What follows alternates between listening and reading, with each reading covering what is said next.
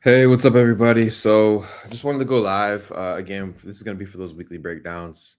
Um, we don't really have we didn't have a call yesterday with Trading Nut, and I think I just didn't forgot to do something on my end to set it up. And I was running around yesterday, pretty busy anyway, with the holidays coming up. So, hopefully, hopefully you guys enjoy um, this, and we'll get into it in a couple minutes. I'm just going to share the link out to my community real quick, and then we'll go ahead and get into it. So let me drop the link right here. Where's Telegram? Let me drop the link in here. Post this really quick. So we should see some people on in a second.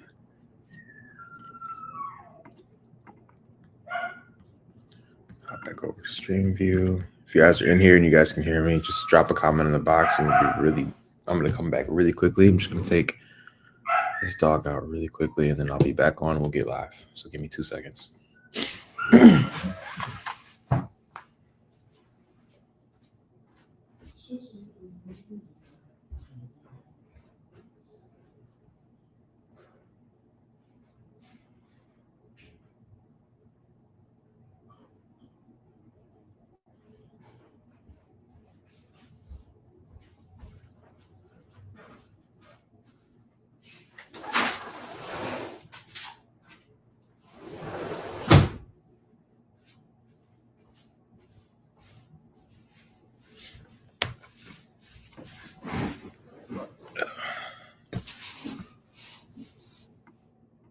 Okay, cool. So let's go ahead and get into it.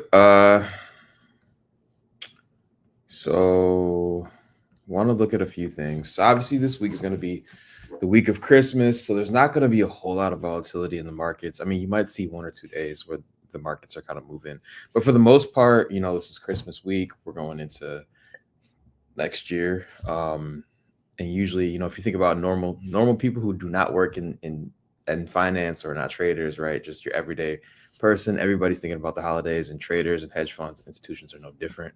So you're not going to see a lot of volatility, right? So, hey Hugo, what's going on? Hey, what's going on? Tony, what's up?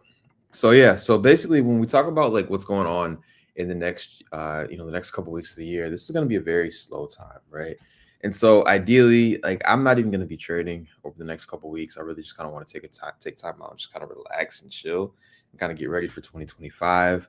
I had a pretty good month. So I ended up making about 10,000 on my personal account, and then some additional stuff in the funded stuff and my secondary account that I'm building right now. So it was a pretty good month across all the accounts. If I had an extra week, I probably would be able to hit that 13 or 14 grand this month on that one account. So I had a pretty good month. But what I want to do is really just kind of go over some things. And again, so when I'm thinking about December, and when I'm thinking about last couple weeks of the year, usually towards the end of December, I try to chill because of everything that's going on, holidays and people, less volatility in the markets. So I guess really this week is not really to be a tradable week, but again, you guys can learn things, right? Everybody's gonna have time off work. That doesn't mean that time off work equals you need to be on the charts, but you're still gonna see price play out. You probably have the opportunity to watch things live. Um, maybe that Monday or Tuesday. And again, it doesn't mean take trades. It just means that like here's an opportunity to watch and learn. So I might try and do a session tomorrow, just real quick to see what the market's looking like. But I'm not actively going to take any positions. And if I do, they're probably going to be examples for everybody rather than like me trying to actually win trades. So let's go ahead and start with dollar index. Again, dollar index is going to be the framework for the the market, and it kind of helps build our bias. Again, if we come into the charts, we understand what dollar is doing, we can understand what the other markets are trying to do, right? And so if you go to the weekly time frame, actually I'm going to start with the monthly time frame because this is pretty much the last week of the month, the last full week. And so if you guys can see here, this is what we've been talking about for the past few weeks, right? The past few honestly this entire year on dollar index has really just been this consolidated, junk. And what do? We really did a couple things over the past couple weeks, a couple months really, was traded back into this overall imbalance, overall fair value gap right there. And we traded over consequent encroachment, right? And there you go. If I make that clear again, we traded over all these highs. We know inside of all this fair value gap is going to be leftover buy orders that were not fulfilled, right? So we're coming back into this range. We also took off buy side liquidity sitting over these highs, right? Not only this high here, but this high of last week when we took that out, right? So I'm really interested to see how this month closes, right? Because if we talk about the monthly time frame, again, consequent encroachment of a wick, right, is something I talk about a lot in my with my students, right, and with everybody in general. Is, again, we took off the buy side liquidity over this high. Staying, if we stay close over both the consequent encroachment of this wick, but then also this monthly consequent encroachment, it could speak to us really just inverting this gap over the next few months to 2025, right, through 2025. So we could see something like this where we continually take things higher, right? So I think ideally over the next couple year or two, we're probably going to come out and take this high, and the dollar's going to get new highs, which probably could lead to lower foreign currencies and foreign assets, right? So, but until that happens, we just kind of have to wait and see. So that's one of the things I'll be watching this week to see how we kind of close the month out. Also to here, noting that on the weekly time frame, price did not take out the weekly high. So again, watching this price swing to see what happens if we close up, continue to close up through it, right? Or if we, do something like this where we grab liquidity and break structure and start going the other way, right?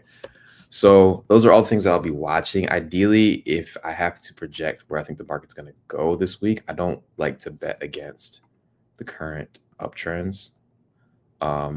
So I want to project this to continue to go higher, right? When we talk about our bias, again, I want to see the market continually run higher. So that's kind of what I want to see happen, where we're pulling back maybe potentially to this order block here. I'll just make this order block also lines up with consequent encroachment on the monthly. So that's kind of a good sign that we could potentially keep going higher. But ideally, I want to see something like this happen. So narrowing this down to a daily time frame. Yeah, that's perfect. So ideally, if we respect this fair value gap here on the daily time frame, then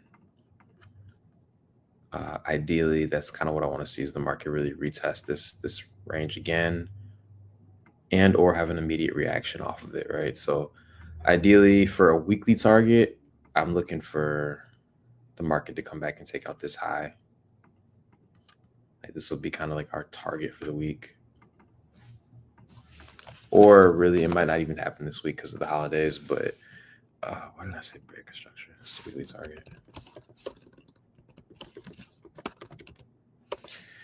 But it might not happen this week again because of the holidays, right? But I'm really looking at the next few, that high in particular, and then also kind of looking left to see what we have here structure wise. But we traded inside this gap. So really, if we do trade higher and we don't invert, and we invert this gap right here, which is this daily fair value gap here, then I'll be looking at the upper end of this gap for us to run through and potentially invert. That's that 108.99. So this will be the secondary level that I'll be looking at.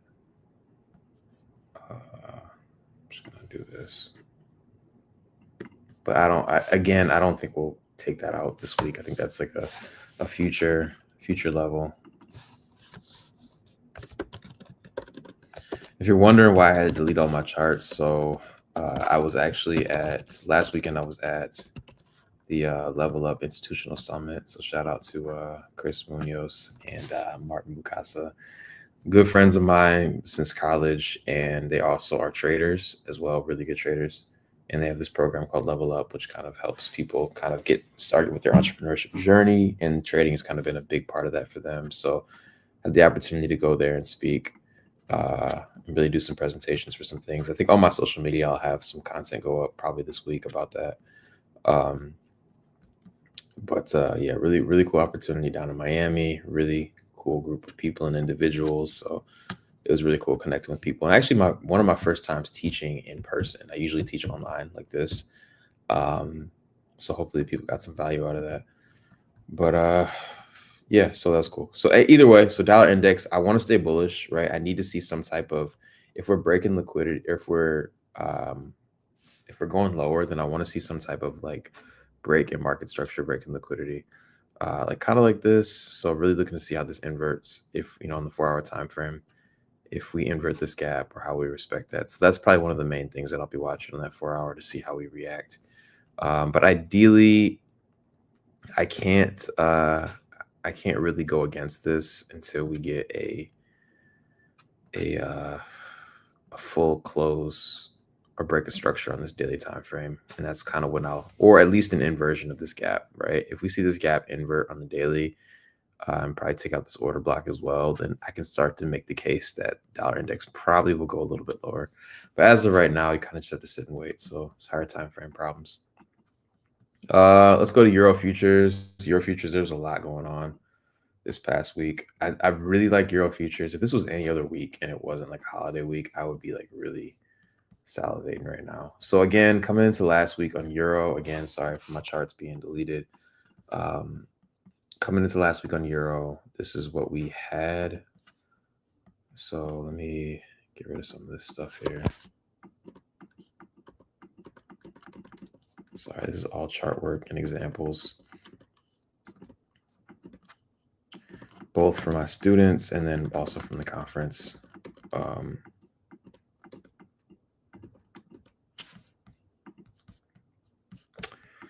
So again, when we talk about kind of like what we wanted to see happen over the past few weeks, we had a few things happen. We came up and swept, trading into this fair value gap with that volume imbalance. That's why the lines on this fair value gap are a little bit outside, because again, if you have a fair value gap along with the volume imbalance, you kind of just want to scoot that up to include that volume imbalance as well. Just to kind of have more accurate representation of what's going on price. So going to that daily time frame, again, this is that weekly fair value gap on the daily time frame. We came up and swept this high right here. This high right here was the high of our fair value gap as well. So a couple weeks ago, I wanted to see the market trade back into this. So we wicked off of that, respected the weekly fair value gap, but also closed well below the daily. And so once this happened, that kind of let me know that like, it's probably time to head south, right? And so coming into the week, actually the last week since then, so almost 2 weeks now, I've been projecting prices to go down, and I wanted to see prices continue to go lower. And so if we let this play out, coming into the week, I said I wanted to see the market really come up to kind of respect either this old high or this consequent encroachment of this high, right? And that's exactly what we got. I actually outlined this trade on Monday in the live stream. So if you go back and watch the most recent, I think like Monday's Pay the Trader, then that was the trade that I ended up taking there. So again, we swept that high. We respected consequent encroachment, right? And then we started to head south. And so if I go back to the daily time frame, again, Euro futures, same thing, right? We started to see the market run lower. Let me speed this up a little bit. Boom, right? And so what we have right now is just like a crazy, really, really good setup. And so there's a few things here. So again, as I want to see the market run lower, we talk about relative equal lows, right? We talk about this a lot. It's one of my students. Again, this is a very clear example. Anytime the market did two things, right? So the market violated consequent encroachment of this wick. Again, we talk about 50% ranges. The market will continually respect or violate, and it'll give you a better idea of what's going to happen.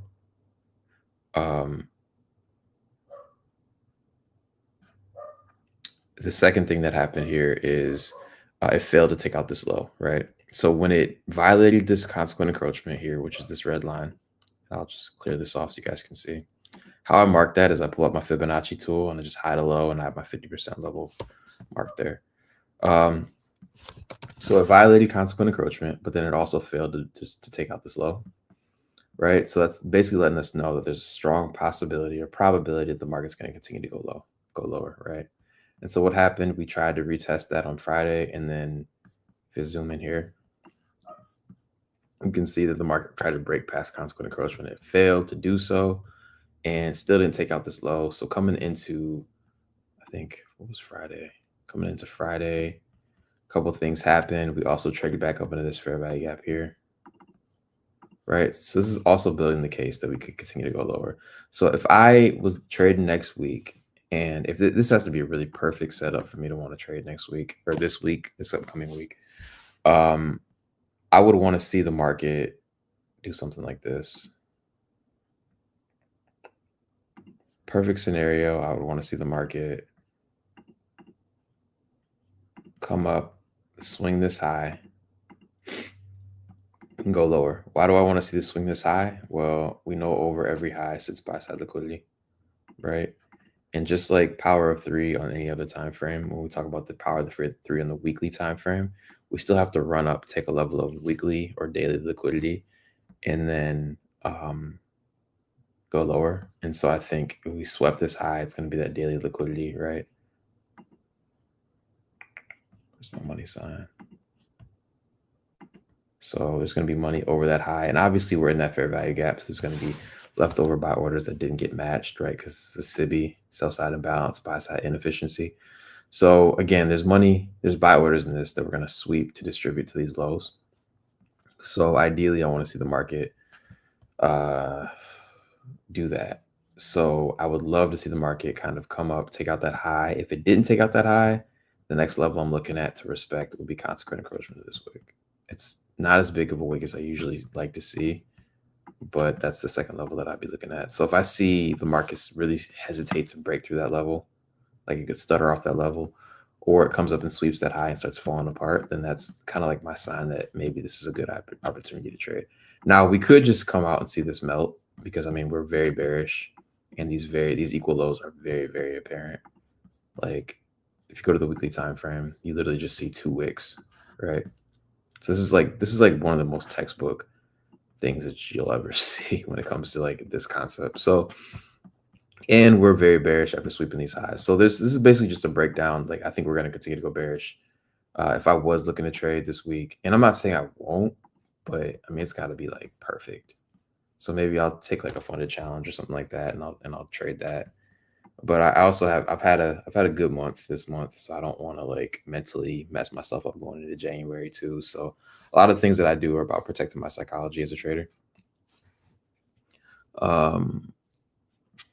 So I try to make sure that like that's one of the things. So let me go to the comment section. So SMT on EU. So I don't really use. I mean, so SMT is a good concept. Like, don't get me wrong. And so what G's is talking about is SMT is basically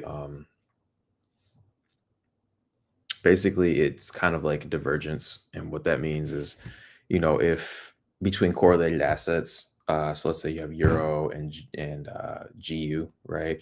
Both of those things generally go in the same direction. So like if one gives you a lower low and the other one fails to go down, it could mean that the market's about to reverse and go up.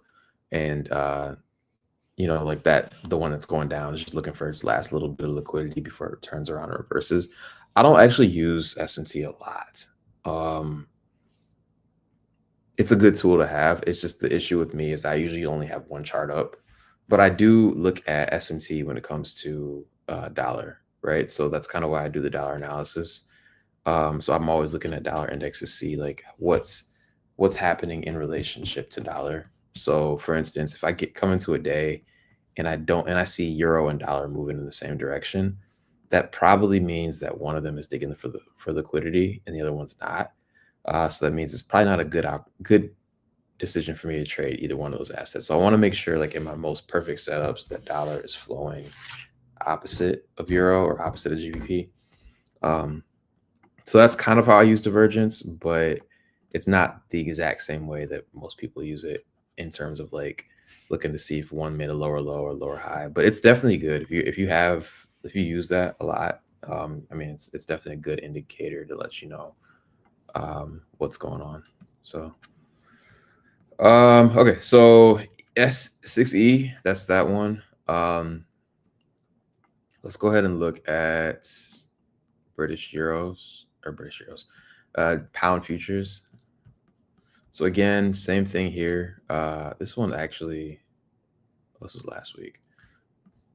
This one, no, this is Monday the 16th. What's today? No, I'll say it's the 22nd. Yeah, what's going on? Oh, did this expire? Yeah, this did expire. I was like, what's going on? So that contract expired. So that contract expiration Z is for December. I think they're about to move on to the new one, which means it still should be working, but whatever. Yep, Friday the 20th. Okay, anyway, so coming into pound futures again, it's going to be very similar to GBP. There's a few things that I love here. I'm just going to clear this out again because I had to clear out charts for the conference. So coming in last week, I'm going to replay this 1 week. Just so we have an idea of where we were at coming into the week last week. Again, there was a couple things that I loved here, right? So I saw this trendline liquidity pop up, right? And so anytime you see the market give you trendline liquidity, it's kind of a sign that it's building up, basically kind of building up traders for the false identity or false belief that it could continue to run up. And all it's doing really is just collecting money that it's going to use to run at a later date. So this is why I don't really buy into trend lines. I talked about this to the people that came to the conference, but the market makers have two jobs, right? So the market makers have two responsibilities, and that their job is to create liquidity and match liquidity. And they create liquidity by doing things like this, right? So they kind of lure people into a false sense of security that this trend line is going to hold, right? And then they start to attack the liquidity on the downside. So when I look at a trend line, I don't really see buying off of a support line. Basically, I see money that the market's going to continue to go get. And so that's all. Honestly, this when I trade in general, it's basically just the market telling me. It's a map to me. It's not even really like a chart. It's a map of where the money's at, and the market's going to continue to run to those things. So coming into last week, a few things that happened over the past couple months. Basically, we ran up above this old high. We took this high out once, traded back into it, broke structure, right? That's a very standard setup. Grab a liquidity on the weekly time frame. So coming into that week, once we had inverted this BISI, I knew that we were probably going to continue to go down. Again, I have had a lot of examples on both with my students and then at the conference of us kind of doing something similar to this on a smaller time frame. My last two trades on the smaller time frame, like the 5 minute, 3 minute, have all looked like this. We ran above an old high in New York session and inverted a fair value gap. But this is just basically a bigger version of that, right? So we inverted that. We had a fair value gap forms, and this is also kind of like a breaker too. So what is this telling us? That the market is ready to kind of start attacking the sell side. So over the first few months of the year, I'd kind of expect the market to do something like this. We're just going to tank, I think. And really, we might not go all the way down to the low of this, but we are at least going to attack this trend line at some point, right? So I can see that happen over the next few months. This would have been probably an amazing swing trade, especially getting in right here. This would have been a really cool opportunity to swing trade. I'm just not a swing trader. I mentally can't do it. I check my phone way too much as it is. So I try not to. But if you're a swing trader, man, that would be an amazing setup on the higher time frames. So going to the daily, we had a few things kind of happen. We came up into that fair value gap. We respected it. Coming into the week, see how this played out. I'm trying to remember. We traded back into this fair value gap right there. That's just shy of the weekly one. Obviously, the one that's kind of shaded outside the lines is the weekly fair value gap.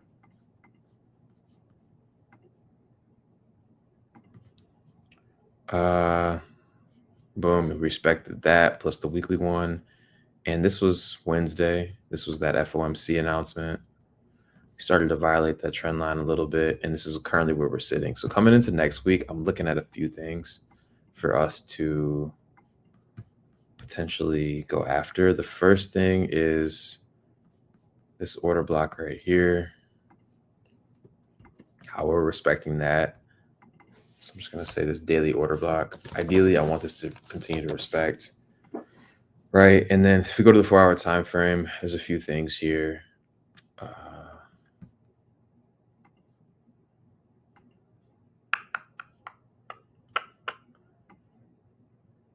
This fair value gap inverted, but we still have this order block here. So as long as we respect this, I'm cool with that. Our order block. Visibility. I want this on the hour only. All right. So ideally, there's a couple things that I want to see happen here. Again, power of three is always playing out on the weekly, 4-hour, daily time frames. So I want us to sweep some level of buy side liquidity, right? Or run into some level of buy side liquidity. It could be this order block again. It could be this old high here that's inside of this civvy, right? So I'm going to make a note here just as buy side liquidity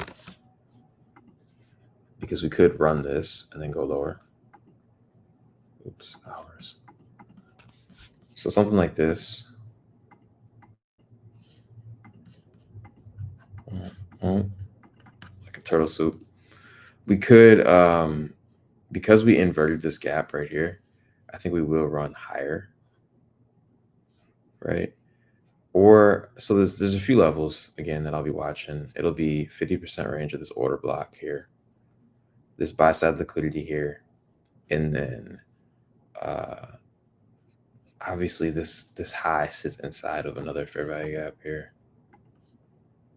So like the highest I think it can go, it'll probably go is take out this high. If we take out this high and keep running up, then this could just mean that we're changing the trend. But I think at this point, we did sweep this low. I don't think we'll come back up here. I think this is very telling.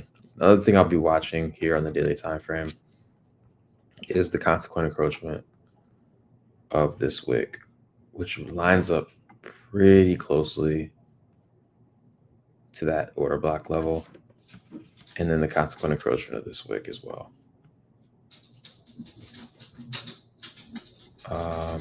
So those two levels will be the ones that I'm watching. I'm just going to mark this one because, again, it's very close.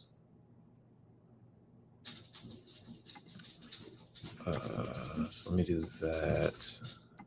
Again, there's a lot of signs here that the market's going to continue to go down. This could be a very easy trade next week.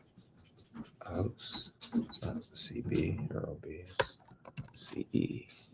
Make that middle center.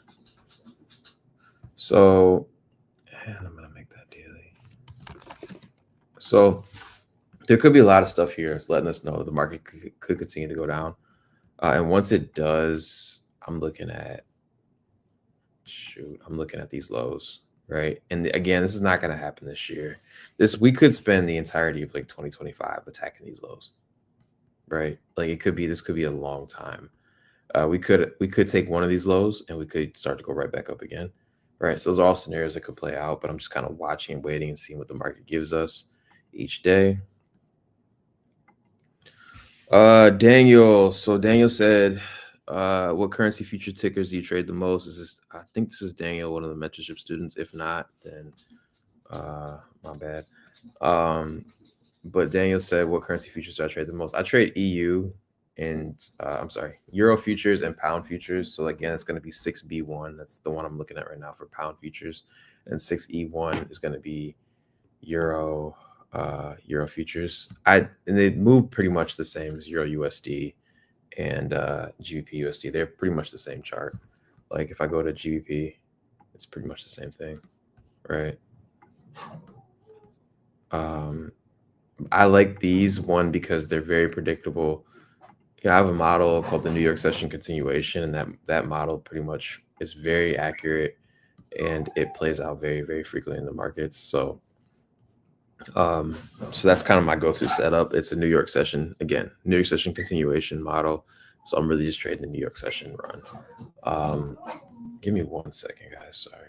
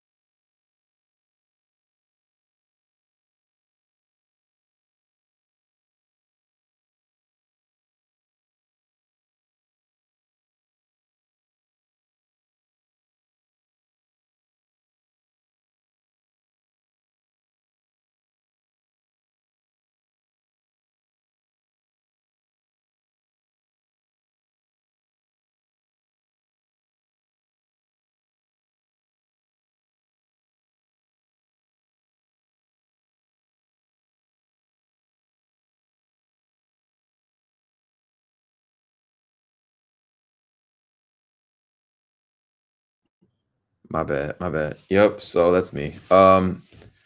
So yeah, so basically I trade euro futures and pound futures the most when it comes to currency futures.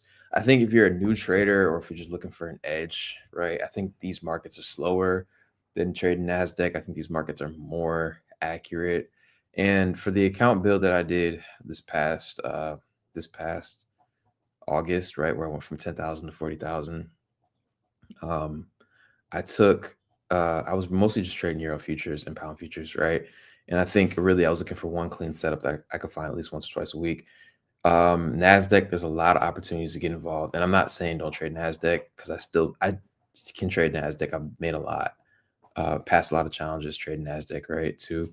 But I think if you're looking for something, if you're struggling to be profitable, you're struggling to understand the markets.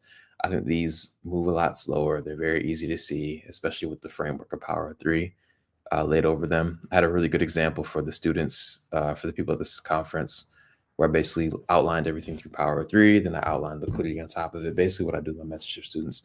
So I think that's a really good kind of like good place to be at.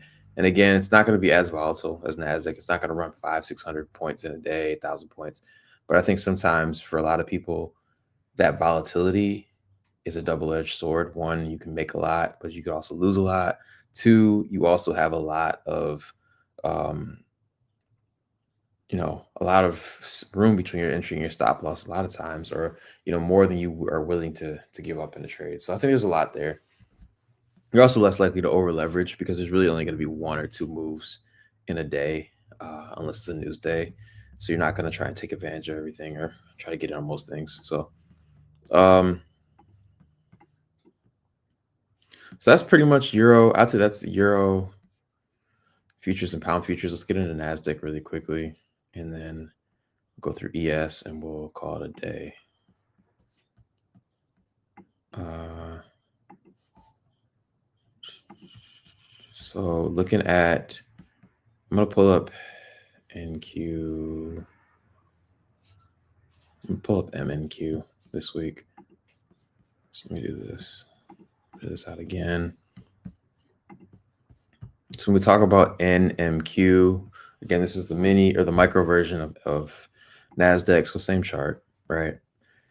Weekly time frame, we had a few things happen, right? So we traded back into this fair value gap here. So that news release, FOMC on Wednesday, really only served one purpose, right? And it was really to trade back into this old imbalance here, right? And so a lot of times news is going to run to liquidity on some time frame. So your job is just to kind of be the market, the mini market maker, and find where it's going. Um, So weekly time frame again, we're on a high. We're reaching for new highs again. This is what Nasdaq is supposed to do. It's an investment vehicle, so it's supposed to reach new highs over time. Um, the obviously this will be the target for this week. If we respect this fair value gap, if we disrespect this fair value gap in this order block, we could see a run lower, potentially down to this low here, or these lows. So I'm looking to see how we respect that. Ideally we will, though. We did break structure here, right? So there's kind of conflicting information. And I had somebody reach out to me a couple days ago and they asked me, if you're getting conflicting information on the higher time frames, the lower time frames, where should you like rest at, or where should your kind of like focus be on? If one is giving you a higher bias, someone's giving you a lower bias. And I always tell people go with the higher time frame because that's going to be the one that is going to basically, the trend is going to basically follow that one, with more probability. So we have here a clean break-in structure on the daily time frame. So I also, whenever I do get conflicting information, I also try not to trade until I kind of gets answered.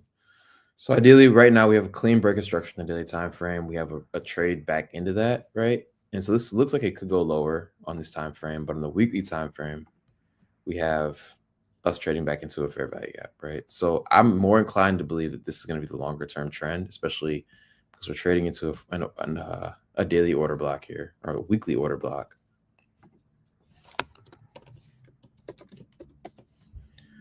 Visibility, let's just make it on the weekly and daily, right? So there's a lot of stuff here, the reasons to believe we should continue to go higher. I think that what I will need to see to kind of believe that we're going to go higher again is really continuing to respect bullish liquidity markers or bullish PD arrays, right? So again, this fair value gap here is a BISI. If we do not respect this right here, this is at 21,494, then I'm more inclined to believe that the market's going to continue to shift, right, and go down. And so I want to believe this more because this is lining up with the higher time frame, but I need to see this respect. So as of right now, what I want to see happen this week is I want to see this hold and continue to go higher. If this doesn't hold for whatever reason, then I'm switching my bias back to bearish, and I think this daily time frame will then align with that weekly time frame. So I think this is what's going to happen, but this is what I want to see play out. So I want to see something like that happen. If for whatever reason this fair value gap is violated, then we're bearish. If we're bullish, then cool. If we're bearish, then I could see us targeting this low resistance run right here, and we can come down here, right? So again, this is one of those things where when you're trading kind of like at equilibrium, which again is that 50% of the range, right?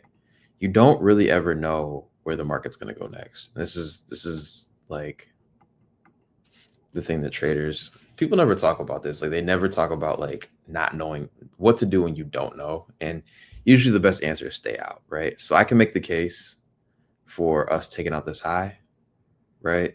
I also can make a case for us coming down here, right? I can see this time frame is bearish. We have a trendline liquidity, or some people might call it a low resistance liquidity run right here. We also have a high here, right? So I need more information before I make a decision on what to do. And so I need to see something taken out. I need to see this respected and us keep going higher, or I need to see this fail. And then at that point, I can start to form an idea that we want to go lower. But whenever you're trading in equilibrium, again, so if you look at a price swing, equilibrium is going to be your lower half under the 50%, and then your premium is going to be the higher half, right? So discount, premium, and then equilibrium is that 50% line. Anytime that you are trading around equilibrium on a price swing, there's not really given that it can go in any direction. It can do whatever it wants to do. So your job is just to stay out and figure it out. Figure out a clear direction before you hop in. And sometimes you're going to be wrong. Sometimes you're going to be right. But that's why you don't bet your entire account on one trade. So ideally, that's what I'm looking at ES. I'm patient, and then again, with this being the end of the year, there's nothing really here that's inclining me to want to take a trade, right? So if you're strictly trading Nasdaq, and probably looks like the same thing on ES. Ooh, ES actually a little bit different. ES, what we had on ES is we actually ran that liquidity. Yes, it's a little bit deeper run here. So same idea here. Again, we traded back into this old gap. There wasn't really a fair value gap there, but we had a series of order blocks or like a propulsion block right there. So ideally, the difference here is that we ran into this liquidity already. So on NASDAQ, this is a great example of SMT, right? So on NASDAQ, we didn't run into that liquidity, right? But then going to ES, we did run into that liquidity already. So that could be us making a lower low on NASDAQ. I'm sorry, on ES to kind of say that we're probably going to invert this. Again, I'm going to be waiting for more information. But this run on ES was very deep. We not only took out this low resistance liquidity, we traded back into this fair value gap right here, right, and respected it. So this could be saying it's time for us to go up again, right? And this is, again, why I do analysis of all the pairs, even though I only trade NASDAQ, is because I want to see what's going on. So this might actually be a cleaner setup to go long here. So ideally, again, what I want to see, if I want to be bullish here, is I want to see the market invert this gap. So I'm just going to put here, it says needs to invert.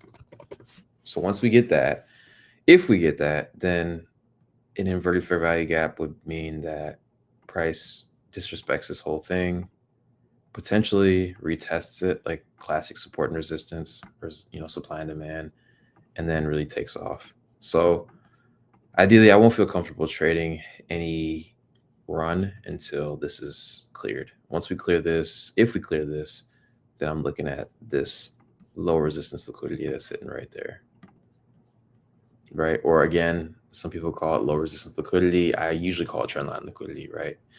The market's building up a bunch of buy stops, right? And so it hasn't been purged. So there's an idea that we could purge that. So again, I want to see this inverted. If not, then, we'll know. But that's the bias that I'm leaning towards. If we don't get it, then we probably would target this low here. But again, I'm not going to be trading it either way, I don't think. So if I was trading, this is ideally what I would want to see. Especially with that SMT. So that's a great example of SMT. I'm going to do, what am I finna do? I am finna do YM. Okay, so yeah, I'm going to do YM really quickly, and then we can go.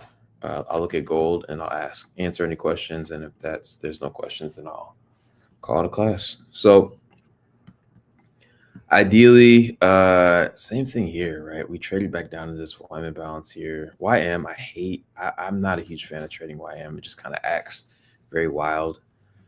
Technically here, we did break weekly structure. We did trade back into this volume imbalance, but this fair value gap here and respect it, right, on the weekly time frame. But we did technically break structure. Again, this is very conflicting either way, because I can make the case that weekly we're going to go down. And we inverted this daily fair value gap, which is this right here. So I can make the case, and we retested consequent encroachment and it flowed down inside that daily range. I can make the case this can go down too.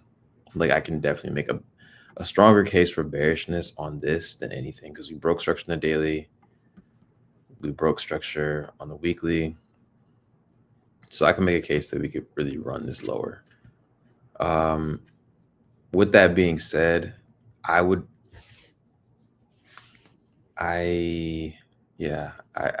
probably be, again, just like the other ones, I want to wait and see for more information. Again, you don't have to be in the first part of the run, right? You don't have to be at the very high of the week trying to trade that, right? You can wait for it to kind of break structure, give you a little bit more context, and then try to find something. And so when I do all of my chart projections, right? So it doesn't matter if it's 6E, uh, whatever it is, when I post that high of the day, just to give you an example, that high of the week that I want to see happen, or where I think price is going to pull back to, uh, 6B, right? Whenever I think the market's going to pull back and do something, then um, I project the high of that week. Then I also project the low of that week, but I don't always need to be in at the high right here, right? So like for this, taking the trade here is kind of dangerous, right? Because there's always an opportunity it could still shoot up. I want to see the market run a level of liquidity and start to fall my direction. And usually that day or the next day is going to be my best opportunity to trade. So like you don't always have to catch things at the high of the week and take them to the low of the week. You can catch something in this run. And that's the whole thing that I'm trying to do here is I'm trying to just catch something in this run, right? It could be one day. Usually for me, it's one day because I try to just trade one day a week, but it could be multiple days, right? I'm just trying to catch something from this high, in between this high and this low. And that's kind of my goal for trading. So let me check gold really quickly, and then we can call it a week. So on gold,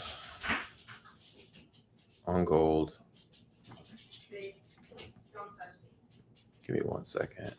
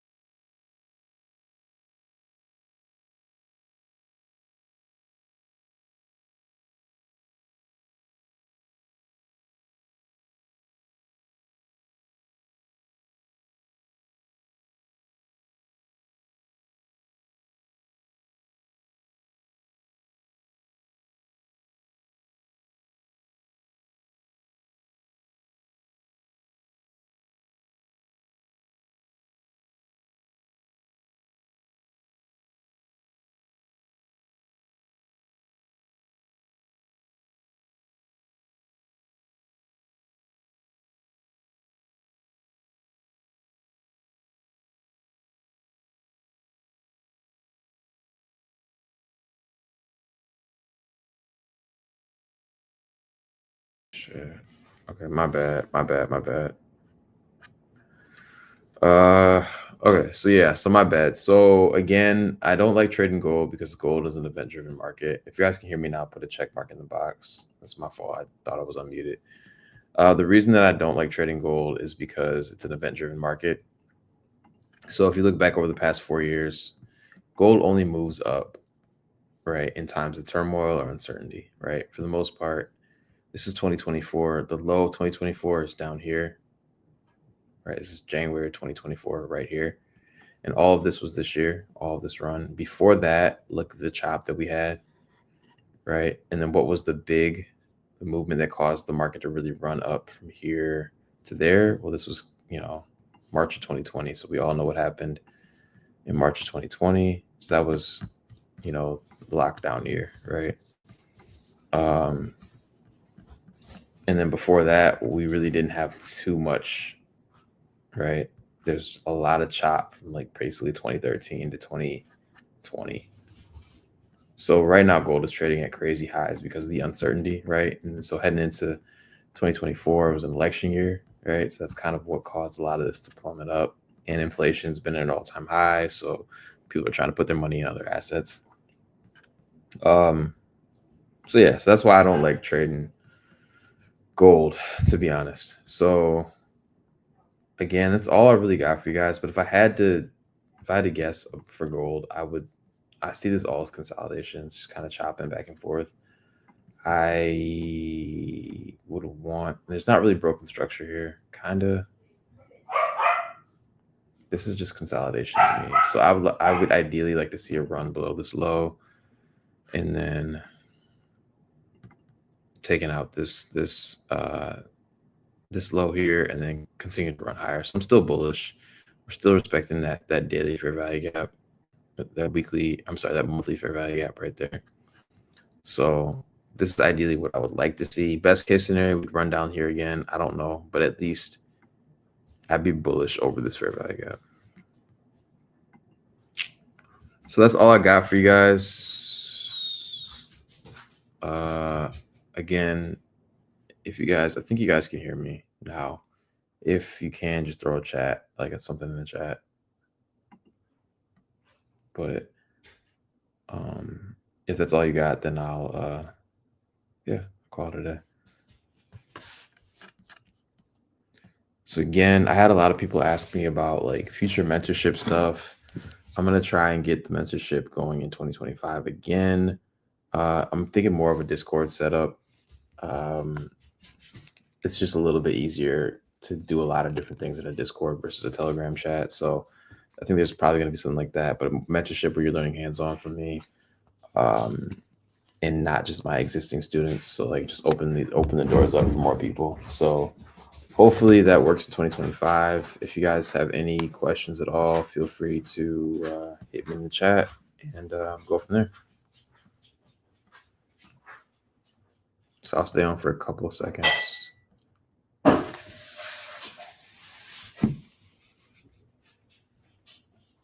All right, cool. Happy holidays. And yeah, see y'all next week.